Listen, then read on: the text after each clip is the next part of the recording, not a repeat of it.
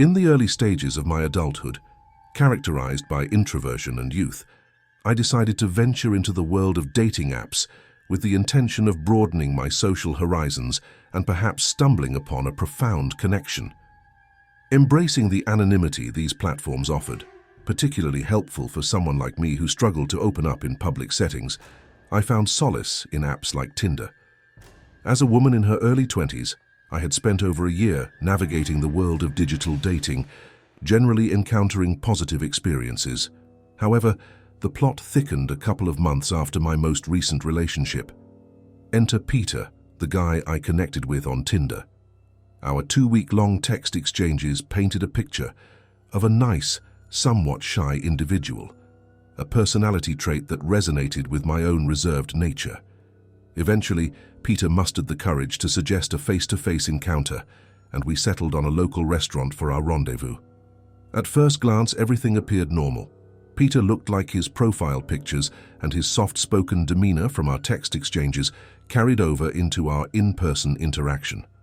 However, as we sat down for dinner, an uncomfortable atmosphere enveloped us. Peter's silence was unnerving, and his nervous glances around the room added to the awkwardness. At one point, he abruptly left the table, leaving me alone for an unexpected 15-minute hiatus. After dinner, I delicately communicated my lack of connection and desire to discontinue our budding relationship. Peter silently nodded and made his way to his car. That night, around 11 p.m., I heard soft footsteps outside my front door. To my surprise, there stood Peter. Feeling a wave of unease, I confronted him, only to receive a vague response. Closing the door and locking it, I pondered how he knew my address since I hadn't shared it with him. The following day, unease intensified as I discovered footprints around my house. Overcoming my social anxiety, I called the police, a decision that would prove crucial. While on the phone, I heard footsteps outside my window, followed by a scraping sound. The police arrived just in time, preventing a potential threat. The incident left me grappling with severe trust issues, leading me to bid farewell to dating apps. Summoning every ounce of courage, I navigated my way to the front door, determined to address the impending threat discreetly. However, as I cautiously opened the door, a sudden loud thump resonated from my bedroom. Panic surged through me, and instinct took over as I bolted outside, frantically dialing the police once more. Their swift response resulted in the apprehension of my ex, armed with a knife and claiming a desire for conversation.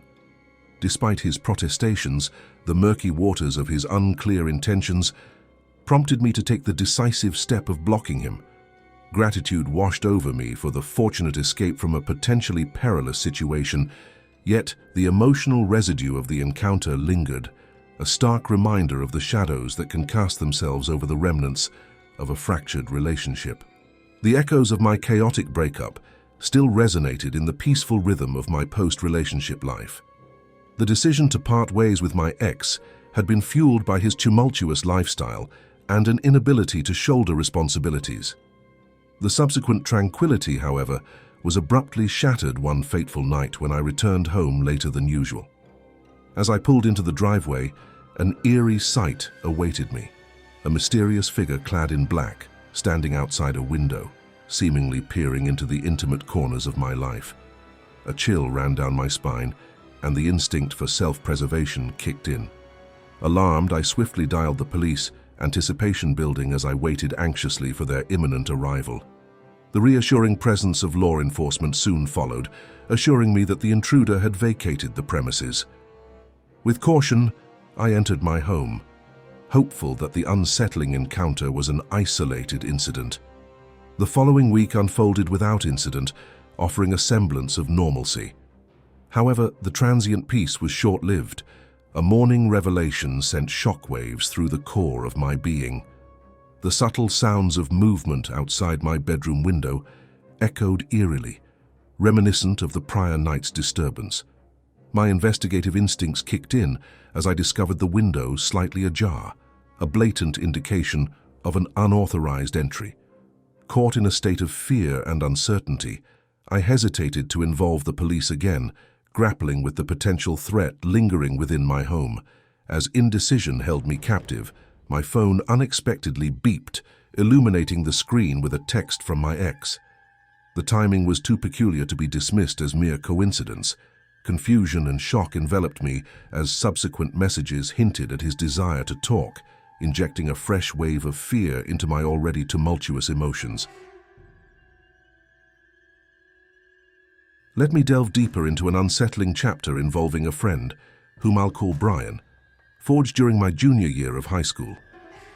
Although we didn't attend the same school, our connection blossomed rapidly, with weekends spent together, engaging in lengthy conversations and sharing a myriad of experiences. Despite Brian's eccentricities, he evolved into more than just a friend. He became my confidant, the person with whom I shared my innermost thoughts. However, a shadow cast over our friendship when a mutual friend subtly hinted at Brian potentially fabricating serious life issues. This revelation sparked intrigue, prompting us to embark on an investigation. As we delved into Brian's narratives, we uncovered inconsistencies, particularly concerning false claims about a sister battling cancer.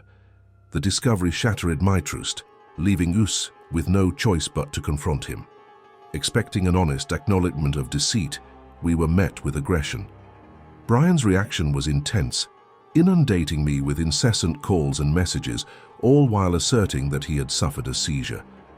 Unsettled by this erratic behavior, I instinctively distanced myself from him. However, the lingering feeling of being watched persisted, intensifying my unease. Brian's attempts at contact became increasingly invasive, extending beyond me to messages directed at my family. Matters reached a breaking point when he unexpectedly appeared near my workplace. Faced with this alarming situation, I sought intervention from management, and with their support, I involved the police to ensure my safety. Despite taking the step of blocking him, Brian's persistence manifested through the creation of fake accounts, periodically reaching out to me. His erratic and unsettling behavior served as a stark reminder of the importance of recognizing toxic friendships and prioritizing mental well-being. Through sharing my harrowing experience, my intention is to shed light on the profound impact of such friendships and encourage others to prioritize their safety in the face of similar challenges.